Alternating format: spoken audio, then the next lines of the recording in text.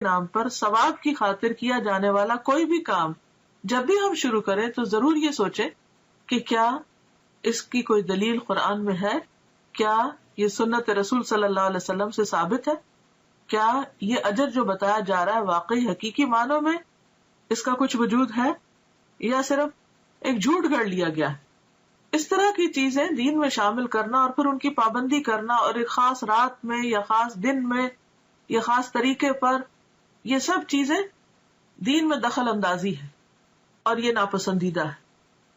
آپ سوچئے کہ اگر آپ مثلاً کہیں پر کوئی قانون بنا رہے ہیں یا پالیسیز بنا رہے ہیں یا کسی بھی قسم کا کوئی ڈسپلن قائم کر رہے ہیں، اور ایک وہ شخص جس کا اس سے کوئی تعلق نہیں معاملے سے، وہ بیچ میں آ کر اپنی ایک کلاس ڈال دے، اپنی طرف سے کوئی چیز لوگوں کو اس کی پابندی کروانا شروع کر دے، تو یہ جرم ہوگا، ایک یہ دوسرے کی ٹیریٹری میں مداخلت ہوگی کہ آپ کو جس کام پہ اپوائنٹ نہیں کیا گیا۔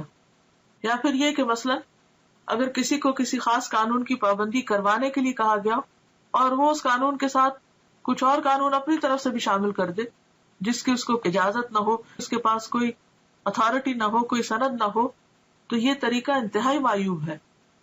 تو دین کے معاملے میں بھی ہمیں نہایت سمجھداری سے کام لینا چاہیے اور دین کو بس اتنا ہی رکھنا چاہیے کہ جتنا وہ ہے یا جتنا ہمیں دے دیا گیا ہے۔ اگر ہم کچھ چیزیں اپنی طرف سے شامل کریں گے تو ایسا کرنا دین کو بوجھل بنانا ہوگا، مشکل بنانا ہوگا اور لوگوں کے لیے زندگی کو دوبر کرنے کے مترادف ہوگا، اور یہ انتہائی ناپسندیدہ بات ہے، کیونکہ ہمارے لیے اتنا ہی دین کافی ہے جتنا ہمیں اللہ اور اس کے رسول صلی اللہ علیہ وسلم نے دے دیا۔ اس کی پابندی بھی ہم پہ بڑی بھاری ہوتی ہے، کہاں یہ کہ ہم ایکسٹرا چیزیں شروع کر دیں۔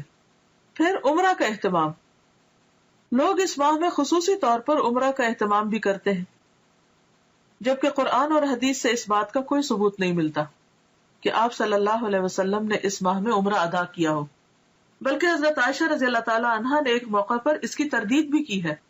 عروہ بن زبیر سے روایت ہے کہ میں نے عائشہ رضی اللہ تعالی عنہا سے اس کے بارے میں پوچھا تو فرمایا، ما اعتمر رسول اللہ صلی اللہ علیہ وسلم فی رجب قط، صحیح بخاری، رسول اللہ صلی اللہ علیہ وسلم نے رجب میں کبھی بھی عمرہ ادا نہ فرمایا۔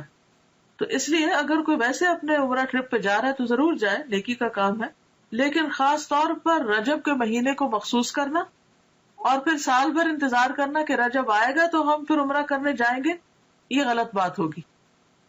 یا یہ سوچ کر کہ یہ نبی صلی اللہ علیہ وسلم کی سنت کی پیروی ہے تو یہ بھی غلط ہوگا۔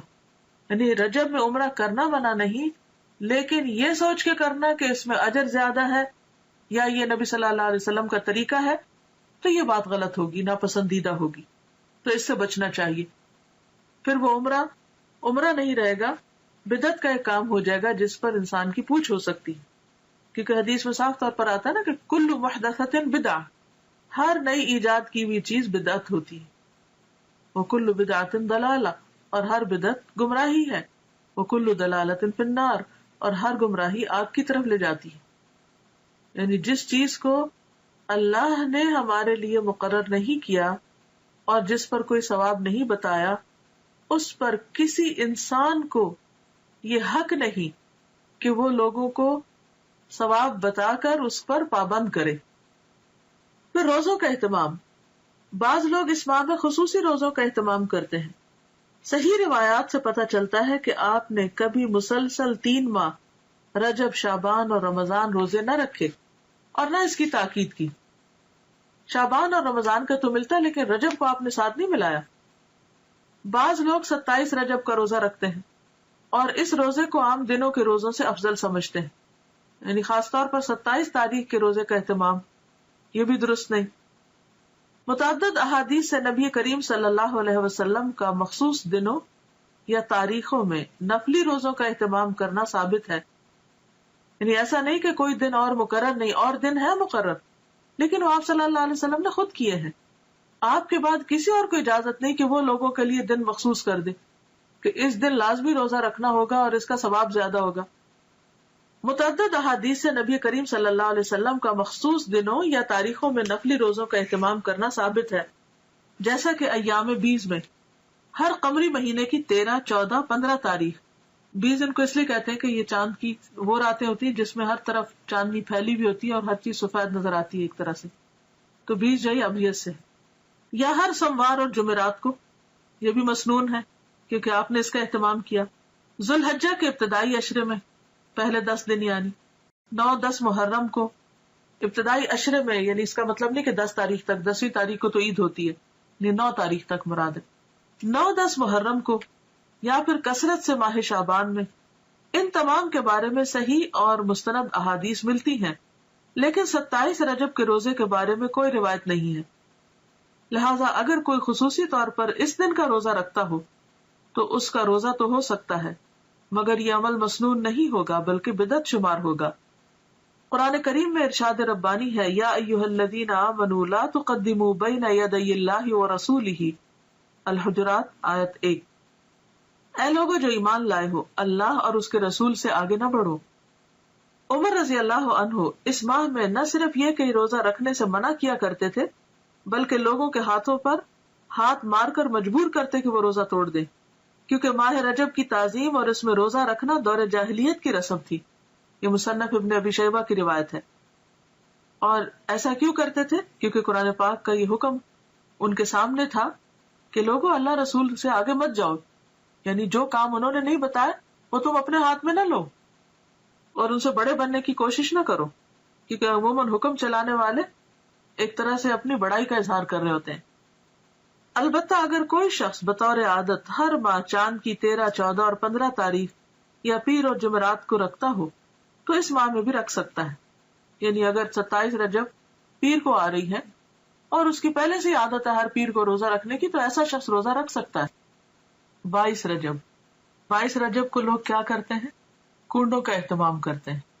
22 رجب کے کنڈوں کا اہتمام بھی بر صغیر میں عام ہے.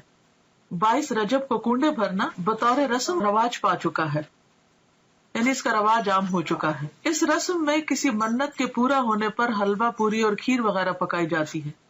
تاریخ کے مطالعہ سے یہ بات سامنے آتی ہے کہ اس رسم کی ابتدا 1906 یعنی 1906 میں امیر مینائی کے خاندان سے ہوئی، جو ہندوستان کے شہر سے تعلق رکھتا تھا. اس رسم کا مقصد امام جعفر کی روح کو ایصال ثواب تھا. حالانکہ اس بات کا تعین نہیں ہو سکا کہ مذکورہ امام کی پیدائش یا وفات ماہ رجب میں ہوئی تھی. کوئی بھی نہیں جانتا کہ واقعی امام جعفر اس مہینے میں پیدا ہوئے یا ان کی وفات ہوئی. لیکن اس رسم کو، جو کہ تقریباً 100 سال پہلے شروع ہوئی، امام جعفر سے منسوخ کر دیا گیا. تو اس سے یہ بھی پتہ چلتا ہے کہ اس کا آغاز نبی صلی اللہ علیہ وسلم نے نہیں کیا. یہ چیز اصل دین میں نہیں. اسلام میں کسی بھی برگزیدہ شخصیت کی پیدائش کے دن خوشی منانے یا خصوصی صدقہ و خیرات کی کوئی گنجائش نہیں ہے. یعنی کسی بھی انسان کے حوالے سے کوئی دن منانا اسلامی روایت نہیں ہے. مثلا برتھ ڈے منانا یا برسی منانا یا انہی خاص دنوں پر کوئی صدقہ خیرات کرنا، یہ سب چیزیں بعد کی پیداوار ہیں. صحابہ کرام ان چیزوں سے بہت آگے تھے، ان کی زندگیوں میں ایسی مصروفیات نہیں تھی. اسی وجہ سے انہوں نے بڑے بڑے کام کیے، دین کی بڑی خدمت کی. آج ہم میں سے اکثر لوگ وقت کی کمی کا شکایت کرتے ہیں کہ وقت نہیں ہے، تو اس کی بھی اصل وجہ کیا ہے؟ اس کی بنیادی وجہ ہمارا غیر ضروری، غیر متعلق چیزوں میں اپنا وقت لگانا ہے یا اپنا مال لگانا ہے. جہاں صدقہ کی ضرورت ہوتی ہے وہاں ہم صدقہ نہیں کرتے، بھوکے کو کھانا نہیں کھلاتے، یتیم کی پرورش سے جی چراتے ہیں.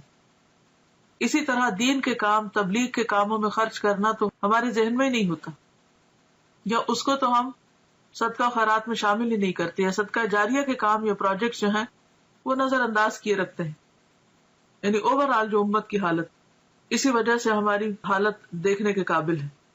لیکن پھر ہمارا مال کہاں جاتا ہے؟ یا تو وہ شادی کی بڑی بڑی تقریبات میں صرف ہو جاتا ہے، یا پھر وہ وفات کے موقع سے متعلق بہت سے جو رسم و رواج ہم لوگوں نے عام کر رکھے ہیں ان میں خرچ ہو جاتا ہے، یا پھر اسی قسم کے نظر اور منت ہے جس کا اسلام میں کوئی بھی تصور نہیں، کوئی اس کی اوریجن نہیں، ان میں خرچ ہو جاتے ہیں. ایک قول ہے کہ البدعۃ تمیت السنہ، بدعت جو ہے وہ سنت کو ختم کر دیتی ہے، سنت کی موت ہے. یعنی کوئی بھی سنت رواج نہیں پا سکتی اگر کہیں پر بدعت چھائی ہوئی ہو.